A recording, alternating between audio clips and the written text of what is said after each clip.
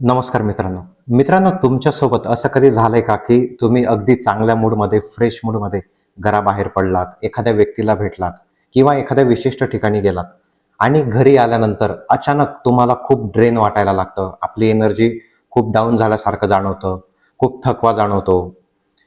कधी-कधी तर दिवसभर काही विशेष काम केलेलं नसतं थकण्यासारखं, पण तरीसुद्धा घरी आल्यानंतर एनर्जी खूप ड्रेन झाल्यासारखं वाटतं, थकवा आल्यासारखं वाटतं. आणि मग प्रश्न पडतो, की नेमकं हे होतं का? मित्रांनो, अशा अनुभवाचा संबंध हा अनेकदा आपल्या एनर्जी फील्डशी म्हणजेच आपल्या ऑराशी जोडला जातो. आणि म्हणूनच आजच्या व्हिडिओमध्ये आपण बघणार आहोत ऑरा म्हणजे नेमकं काय? ऑरा आणि आपले चक्रा यांचा परस्पर संबंध काय असतो? आणि सर्वात महत्त्वाचं म्हणजे आपल्या घरच्या घरी ऑरा क्लीन करण्यासाठी करता येणाऱ्या 7 महत्त्वाच्या मेथड्स. त्यामुळे हा व्हिडिओ शेवटपर्यंत नक्की बघा. मित्रांनो, सगळ्यात आधी आपण समजून घेऊया ऑरा म्हणजे नेमकं काय. आपल्याला आपलं फिजिकल बॉडी म्हणजे आपलं शरीर हे नेहमी दिसत असतं, पण आपल्या फिजिकल बॉडीच्या अवतीभोवती अजून एक एनर्जीचं आवरण असतं, ज्याला ऑरा म्हटलं जातं. आता तुम्ही एखाद्या देवी देवतांचे फोटो बघितले असाल, तर त्या फोटोंमध्ये त्या देवी देवतेच्या शरीराच्या आजूबाजूला एक असं एनर्जी फील्ड, असा उजेडाचं साईन दाखवलेलं असतं. ते उजेडाचा साईन म्हणजेच काय, तर तो त्यांचा ऑरा असतो. आता याचं एक सिंपल एक्झाम्पल बघूयात. तुम्ही एखाद्या व्यक्तीला पहिल्यांदा भेटतात, ती व्यक्ती काही चुकीचं बोलत नाही, तुमच्यासोबत चुकीचं काही करत नाही, पण तरी सुद्धा आतून तुम्हाला वाटतं की यार काहीतरी वेगळं जाणवलं या व्यक्तीला बघून, किंवा खूप असं निगेटिव्ह वाटला हा व्यक्ती. आता हे जाणवतं कसं, तर हे जाणवतं त्या व्यक्तीच्या एनर्जीच्या फील्डवरून. ज्यावेळेस त्याची एनर्जी फील्ड म्हणजे त्याचा ऑरा हा तुमच्या ऑराच्या संबंधात येतो, किंवा तुमच्या ऑराशी परस्पर संबंध येतो त्याचा, तर त्याच्या वाइब्स जाणवायला सुरुवात होते. म्हणजेच काय, तर त्याची एनर्जी फील्ड आपल्या एनर्जी फील्ड सोबत मॅच झाल्यानंतर किंवा ती मिक्स झाल्यानंतर त्यांचा ज्यावेळेस संबंध येतो, त्यावेळेस त्या व्यक्तीच्या एनर्जी फील्डचा परिणाम हा आपल्या एनर्जी फील्डवर होत असतो. एनर्जी फील्ड म्हणजेच ऑरा, म्हणजेच त्या व्यक्तीच्या ऑराचा परिणाम हा आपल्या ऑरावर होत असतो. म्हणूनच कधी एखाद्या व्यक्तीला भेटल्यानंतर खूप निगेटिव्ह वाटतं.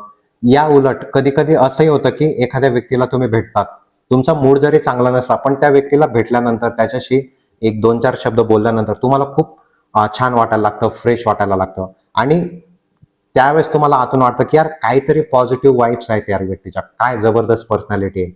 बरोबर. आता आपले थॉट्स, आपले इमोशन्स, स्ट्रेस आणि आजूबाजूचं एन्व्हायरमेंट यांचा आपल्या एनर्जीवर परिणाम होत असतो. आता ऑरा आणि चक्रा यांचा परस्पर संबंध काय? तर आता ऑरा बद्दल बोलताना चक्रा हा विषय सुद्धा समजून घेणं अतिशय महत्वाचं आहे.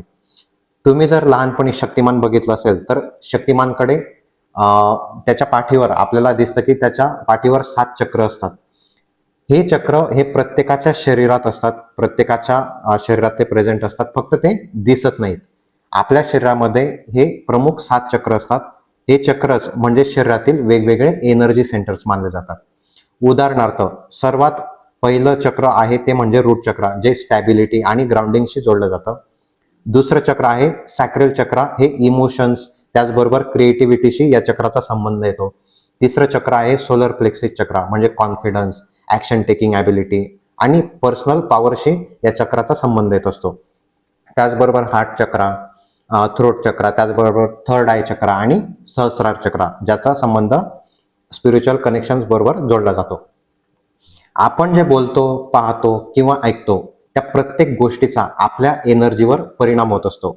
आपल्या एनर्जीचा थेट संबंध हा आपल्या चक्रांशी असतो. म्हणजे एखाद्या गोष्टीचा जर एनर्जीवर परिणाम झाला, त्याचा परिणाम आपल्या चक्रांवर होत असतो. आणि एकदा का चक्रांवर परिणाम झाला, हे चक्र आपले एनर्जी सेंटर्स म्हणून काम करत असतात. म्हणून अशा चक्रांवर जर परिणाम झाला, तर आपल्या एनर्जीवर त्याचा मोठा परिणाम होतो. आणि एकदा का आपल्या एनर्जीवर परिणाम झाला, की आपले चक्र डिस्टर्ब होतात, आणि ते चक्र डिस्टर्बमुळे आपला ऑरा सुद्धा डिस्टर्ब होत असतो. म्हणूनच आपला ऑरा, म्हणजे ज्याला मराठीत आभामंडल देखील म्हणतात, हा वेळोवेळी क्लीन करणं, त्याला क्लीन्स करणं अतिशय गरजेचं असतं.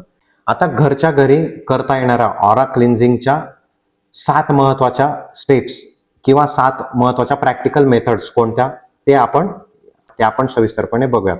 पहिली मेथड म्हणजे सॉल्ट वॉटर बाथ, मिठाच्या पाण्याने आंघोळ. आता मीठ कोणतं, तर ते तुम्ही रॉक सॉल्ट किंवा सिंधव मीठ ज्याला आपण मराठीत म्हणतो ते एखाद्या बादलीत चमचाभर मीठ टाकायचं आणि त्या पाण्याने आंघोळ करायची. याच्याने आपला ऑरा क्लीन होण्यास मदत होते. किंवा दुसरी मेथड आहे ती म्हणजे सॉल्ट वॉटर फूट सोक. म्हणजे काय, फूट सोक म्हणजे काय, तर आपले पाय पाण्यात ठेवणं. आता एका भांड्यात कोमट पाणी घ्या, त्यामध्ये थोडंसं रॉक सॉल्ट टाका आणि साधारण 10 ते 15 मिनिटं आपले पाय त्या पाण्यात ठेवायचे. ही खूप सिंपल टेक्निक आहे, कोणी करू शकतं. विशेषतः एखादा स्ट्रेसफुल दिवस गेला, कधी आपल्याला वाटतं की यार आज खूप बोर झालं, खूप एनर्जी ड्रेन झाल्यासारखं वाटतंय, त्या दिवशी एका भांड्यात पाणी घ्यायचं, कोमट पाणी, त्याच्यात मीठ टाकायचं आणि एक 10-15 मिनिटं त्याच्यात पाय टाकून बसून राहायचं. आता हे केल्यानंतर तुमचा ऑरा क्लीन होण्यास याची खूप मदत होत असते. दुसरी मेथड आहे धूप किंवा कापूर. आता भारतीय संस्कृतीमध्ये धूप आणि कापुराचा वापर हा घरातील वातावरण शुद्ध करण्यासाठी वापरला जातो. त्याचबरोबर देवघरात देखील त्याचा वापर होत असतो. तुम्ही घरामध्ये धूप किंवा कापूर लावू शकतात. आता कापूर कोणता लावावा, तर यासाठी सर्वात बेस्ट आहे तो म्हणजे भीमसेनी कापूर. भीमसेनी कापूर हा अत्यंत उपयुक्त ठरत असतो. विशेषतः घराचा एंट्रन्स, लिव्हिंग एरिया म्हणजे जिथे तुम्ही सर्व लोक जास्त वेळ बसतात आणि जिथे तुम्ही जास्त वेळ घालवतात त्या जागी त्याचा सुगंध पसरू द्या, त्याचा इन्फ्लुएन्स होऊ द्या. आता अध्यात्मामध्ये याला एन्व्हायरमेंट क्लिन्झिंगशी सुद्धा जोडलं जातं. म्हणजे एखाद्या जागेचं एन्व्हायरमेंट किंवा त्याची एनर्जी जर चेंज करायची राहिली तर धूप आणि कापूर याचा खूप चांगल्या प्रकारे वापर होत असतो. तिसरी मेथड आहे सूर्यप्रकाश आणि फ्रेश एअर. ही पद्धत अगदी सोपी आहे, पण अनेकदा आपण या गोष्टीकडे दुर्लक्ष करत असतो.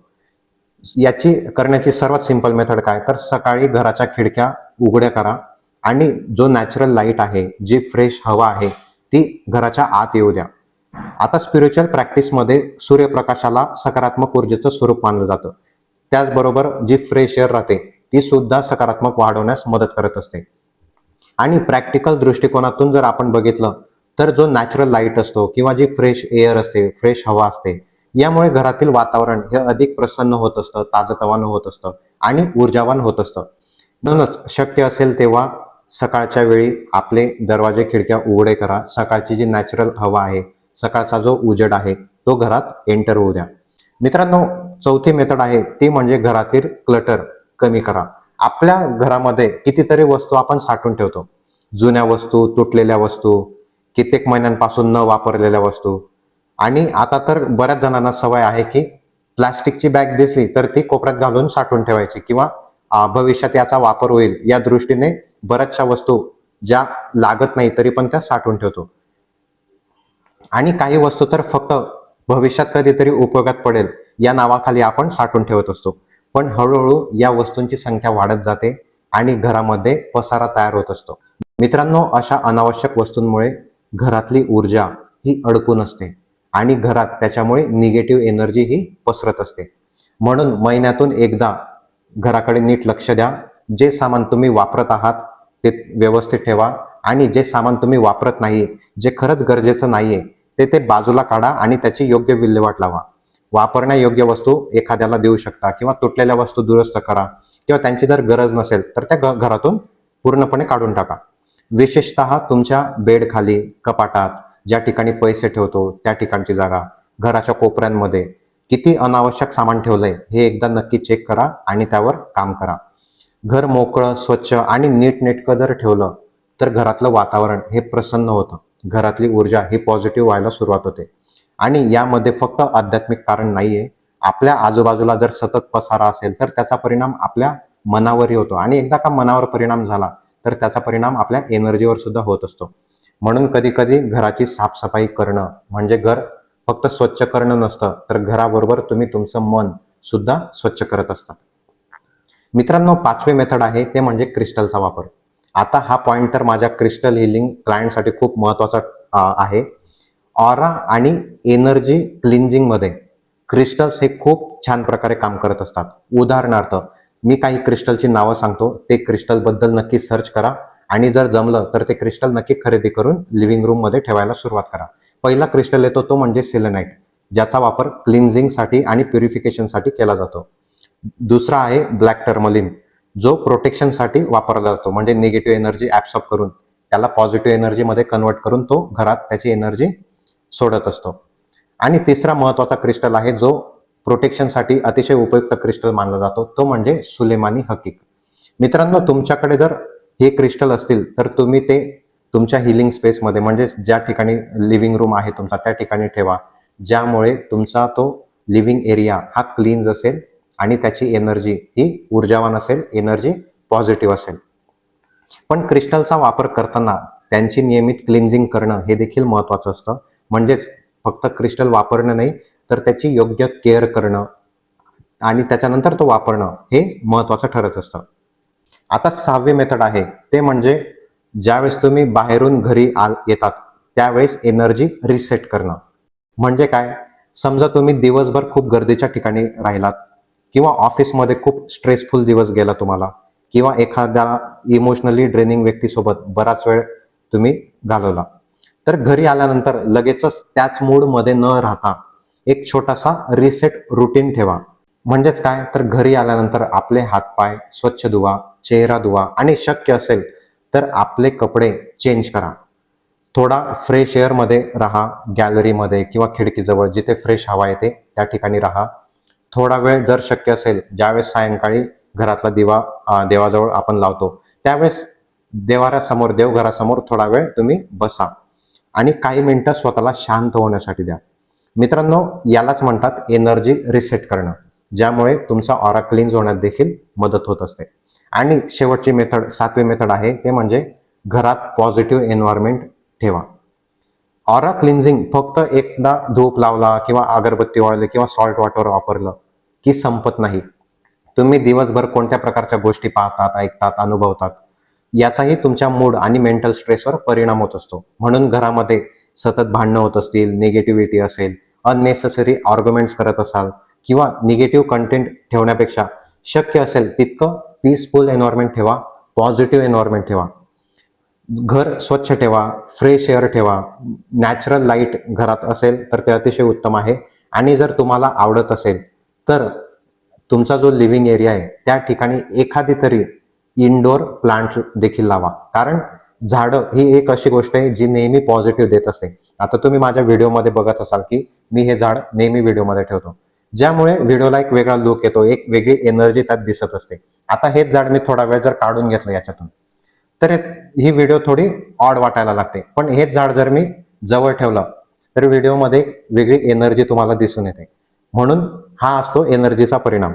म्हणून जर तुम्हाला आवडत असेल तर एखादी प्लांट, तुमच्या आवडीचं इंडोअर प्लांट लिव्हिंग रूम मध्ये नक्की ठेवा. आणि सर्वात महत्वाचं म्हणजे घरातलं वातावरण हे पॉझिटिव्ह आणि पीसफुल ठेवण्याचा प्रयत्न करा. मित्रांनो, आज आपण ऑरा क्लिन्झिंग बद्दल फक्त थेरॉटिकल नॉलेज नाही घेतलं, तर घरच्या घरी प्रॅक्टिकली ते कशा प्रकारे आपण करू शकतो त्याच्या काही सिंपल मेथड्स आपण आज बघितल्या आहेत. आणि या सगळ्या गोष्टी तुम्ही तुमच्या डेली रुटीनमध्ये तुमच्या सोयीनुसार इन्क्लूड करू शकतात. आणि एक महत्वाची गोष्ट लक्षात ठेवा, ऑरा क्लिन्झिंग म्हणजे काही मॅजिकल शॉर्टकट्स नाही आहेत.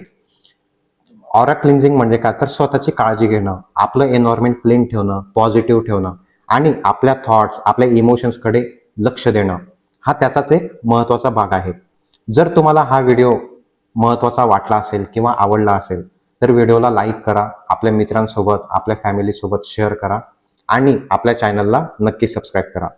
आणि कमेंटमध्ये मला नक्की सांगा की यापैकी तुम्ही ऑरा क्लिन्झिंगसाठी कोणती पद्धत वापरणार आहात. आणि जर तुम्हाला ऑरा, चक्रा, क्रिस्टल, न्यूमरोलॉजी यावर अजून व्हिडिओ बघायचे असतील तर कमेंटमध्ये मला नक्की सांगा. पुन्हा भेटू आपल्या अशाच नवीन इंटरेस्टिंग टॉपिकमध्ये. तोपर्यंत